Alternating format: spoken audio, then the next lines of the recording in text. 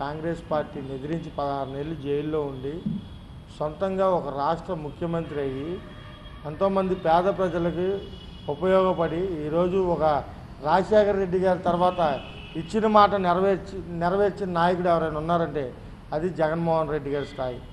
మరి బుద్ధాయం కన్నా నీ స్థాయి ఏంటి? కొబ్బరి చెప్పులు లేదా కాల్మని లేకపోతే ఇంకొకటి. ఆ స్థాయి నిన్ను చంద్రబాబు నాయుడు ఎందుకు పక్కన పెట్టాడు? ఇలాంటి సిల్లీ వ్యవహారాలు చేయబట్టే తొల్లగొట్టుకున్నావు, బ్లేడ్తో కోసుకున్నావు, అన్నీ చేసుకున్నావు. నీ ఉడతూపులకి భయపడేవాడు ఎవడూ లేడు విజయవాడ సిటీలో. ఒకప్పుడు నీ స్థాయి ఏంటో తెలుసుకో, ఇప్పుడు నీ స్థాయి ఏంటో తెలుసుకో.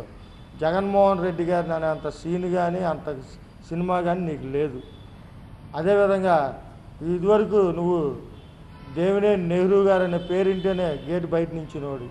ఈరోజు నువ్వు జగన్మోహన్ రెడ్డి గారిని అనే స్థాయి అనేది నువ్వు దమ్ముంటే ధైర్యం ఉంటే నువ్వు వెళ్ళి ముందు చంద్రబాబు నాయుడు మీద పోరాడు.